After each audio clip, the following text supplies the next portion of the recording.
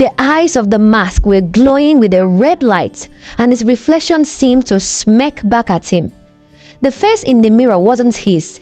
It was the face of someone much older, much more powerful, the face of a queen. Tunde's heart pounded in his chest. He had no idea what was happening, but he knew he had made a terrible mistake.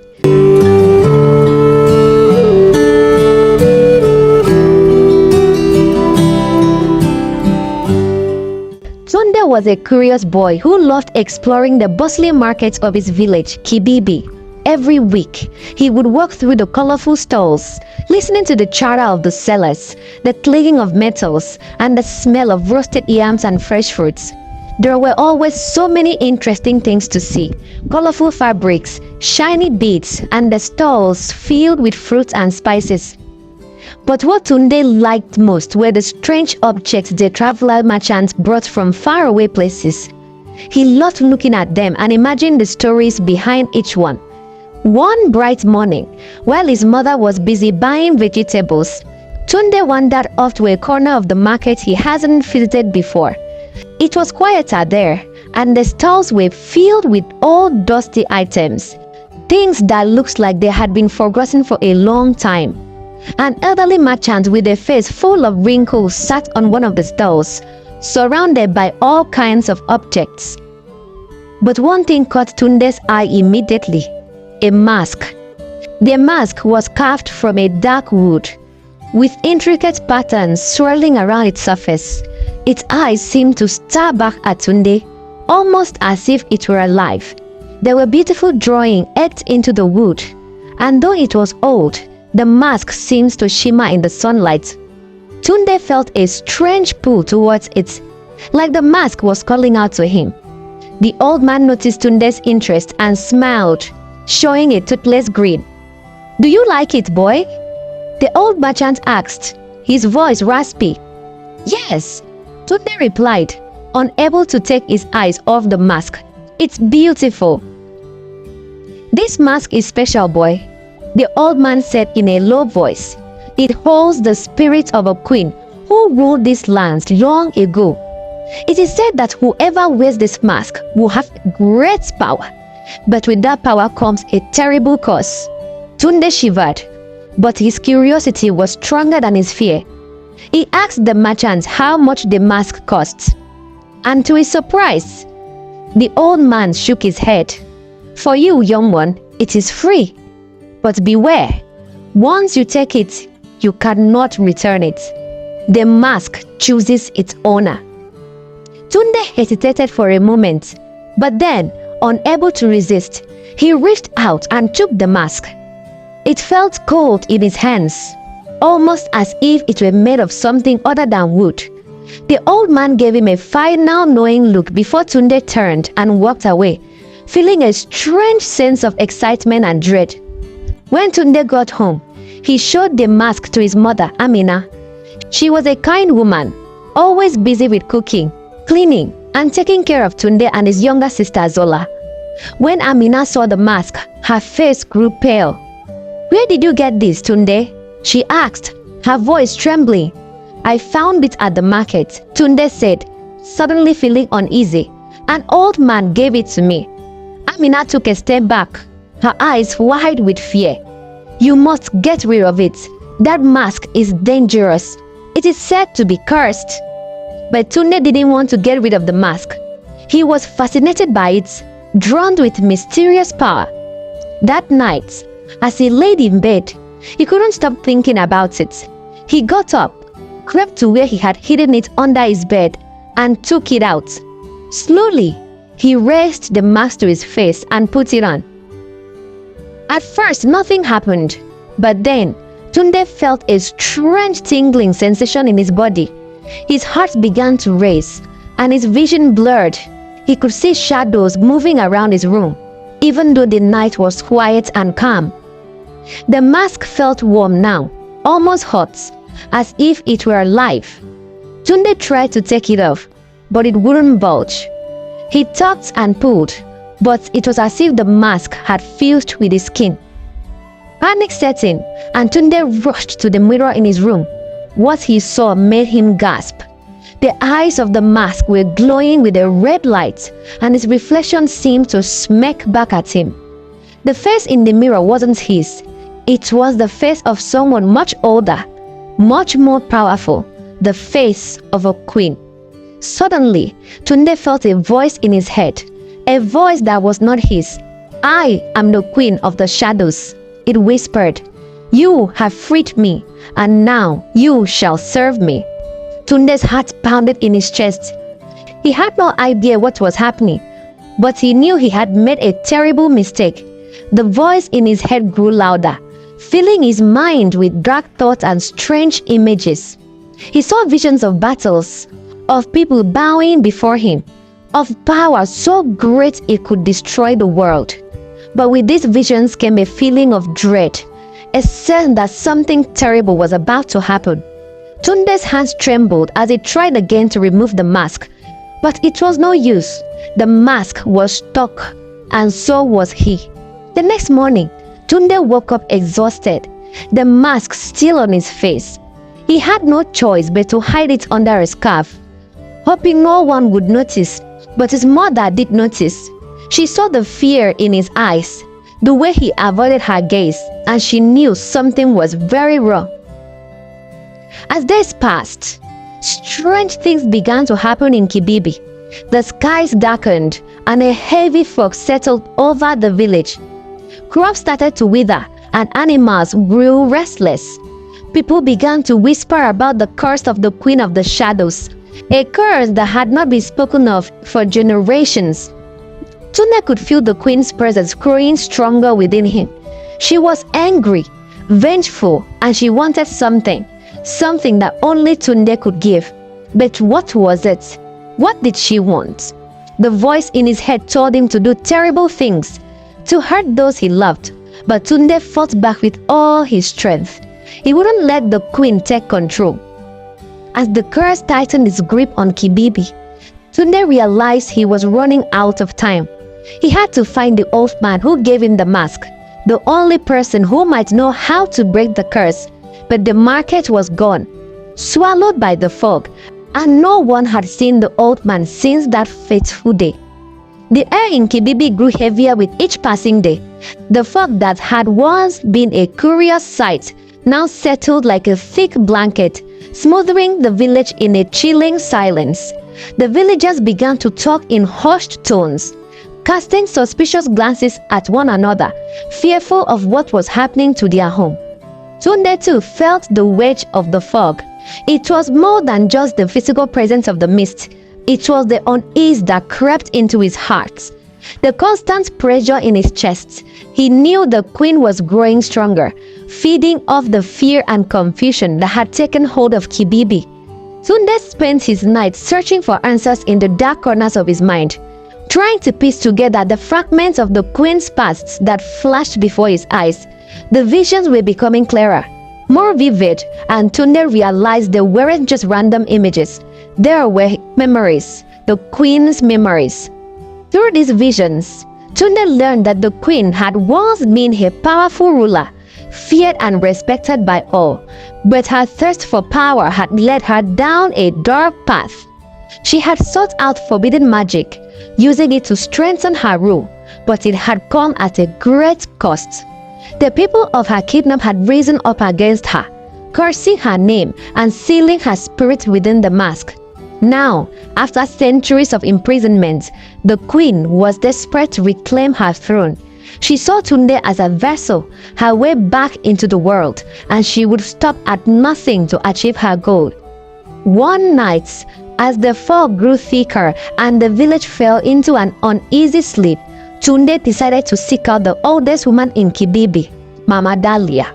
She was known for her wisdom and the knowledge of the old ways, and if anyone could help him, it would be her. Slipping out of his house, Tunde made his way through the silent streets. The fog seemed to swirl around him, almost as if it were alive, trying to stop him from reaching his destination. But Tunde pushed forward, determined to find answers. When he finally reached Mama Dahlia's small hut at the edge of the village, he knocked softly on the door. It creaked open, revealing a dark, beautiful woman sitting by the fire. her eyes sharp and clear despite her age. "I have been expecting you, Tunde," Mama Dahlia said, her voice barely above a whisper. "The spirits have spoken of your coming." Tunde felt a shiver run down his spine. "You carry a heavy burden, child," Mama Dahlia said, her eyes never leaving his. "The mask you wear is no ordinary artifact. It is a vessel for a powerful and vengeful spirit, a queen who was wronged long ago. The queen spirit is growing stronger within you. She wants to reclaim her power, to use you as her vessel, but you must not let her.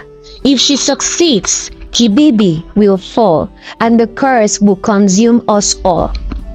Tunde's heart raced. "How do I stop her?" he asked, desperation creeping into his voice. "How do I get rid of the mask?" "There is no simple way, child.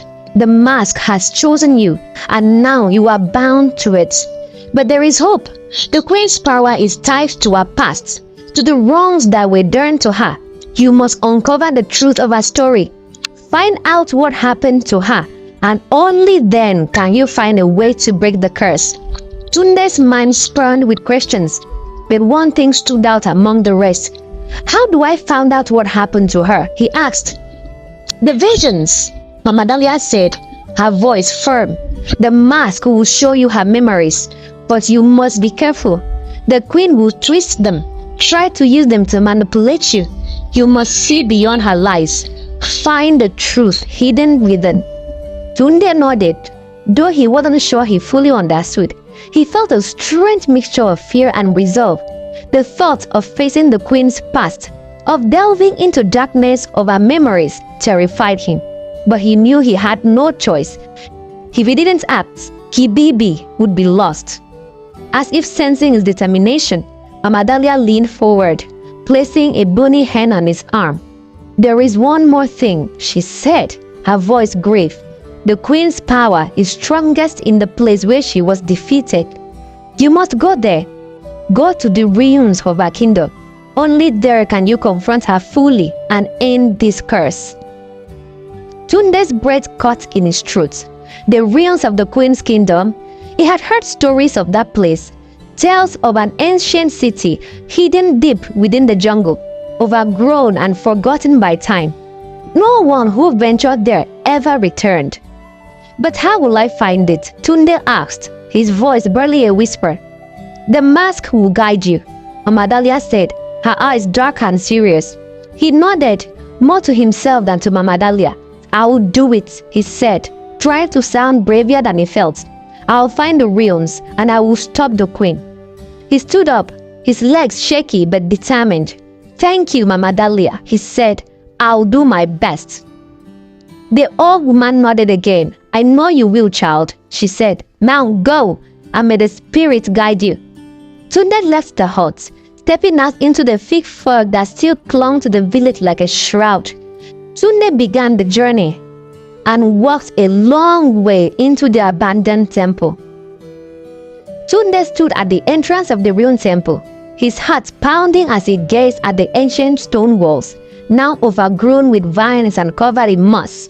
The stormy sky above rumbled with thunder, and the air was thick with the scent of rain and earth. He could feel the queen's presence more strongly than ever, a dark and menacing force that seemed to pulse with each beat of his heart. The cursed mask, hidden beneath his scarf, was now growing warmer against his skin, as if urging him to move forward, to enter the heart of the temple where the queen's spirit awaited. Tunde knew this was the final step, the ultimate confrontation that would decide the fate of Kibibi and everyone he loved.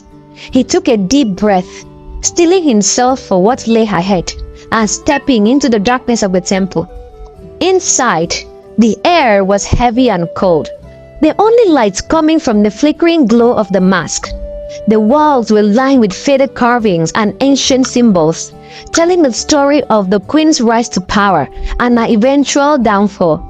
Tunde could feel the weight of history pressing down on him. Finally, he reached the heart of the temple, a vast chamber with a high vaulted ceiling. In the center of the room stood an ancient stone altar, cracked and withered by time. Above the altar, the queen's spirit materialized, her form towering and ghostly, like a crown of twisted metals on her head, and dark flowing robes that seemed to blend with the shadows. Her eyes, glowing with a fierce red light, locked onto Tunde's, and he felt a wave of fear crash over him. The queen's presence was overwhelming, her power like a storm raging around him, threatening to tear him apart. "Tunde," the queen's voice echoed through the chamber. "You have come far, but you cannot hope to defeat me. I am eternal, and my will is unbreakable. Surrender now, and I may yet spare you." Tunde shook his head, taking a step forward. "No," he said, his voice trembling but firm. "I won't let you take over. I won't let you hurt my village, my family, or anyone else. This ends here." The queen's laughter was like thunder, echoing through the chamber. "Foolish boy," she hissed, her form expanding, becoming more menacing. "You are nothing but a vessel, a child, a means to an end. You cannot stand against me." Tunde's heart pounded in his chest, but he forced himself to stay calm. Mama Dahlia's word echoed in his mind. The queen's power is tied to her past. You must uncover the truth of her story. Find out what happened to her, and only then can you break the curse. He knew what he had to do. Closing his eyes, Tunde focused on the mask. Of the visions it had showed him of the queen's past, he reached deep into his mind, seeking out the memories that were hidden beneath the surface, the truth buried within the layers of time and darkness. Suddenly, the chambers around him began to shift, the walls dissolving into a mist as a new scene unfolded before his eyes. He was back in the queen's kingdom, but this time, the vision was clear, not distorted by her rage. He saw the queen, once a young and beautiful ruler, loved by her people. She was wise and just, her kingdom flourishing under her reign. But then a terrible betrayal occurred. The queen's most trusted advisor, jealous of her power, conspired with rival leaders to overthrow her. They spread lies, turning her people against her, until she was forced to use forbidden magic to defend herself. But the magic was too powerful, too dark. It consumed her, twisting her into the vengeful spirit that now sought to reclaim what was lost. The people, terrified by what she had become, rose up against her, destroying her kingdom and imprisoning her spirit within the mask. As the vision faded, Tunde opened his eyes, his heart heavy with the weight of the truth. The queen's rage was not born of pure evil, but of a deep sense of loss and betrayal. She had been wronged, but in her quest for revenge, she had become the very thing she feared, someone who brought pain and suffering to others. The queen's spirit, now looming larger than ever, seemed to send the shift in Tunde's understanding. "You see now," she said, her voice tinged with sadness. "They took everything from me. They left me with nothing but my anger, and now you will share in my pain." But Tunde shook his head. "No," he said softly. "Your people betrayed you, but you don't have to let that anger control you anymore. It's time to let go, to find peace. You don't have to be alone in your suffering." The queen hesitated, her form flickering as if caught between two worlds.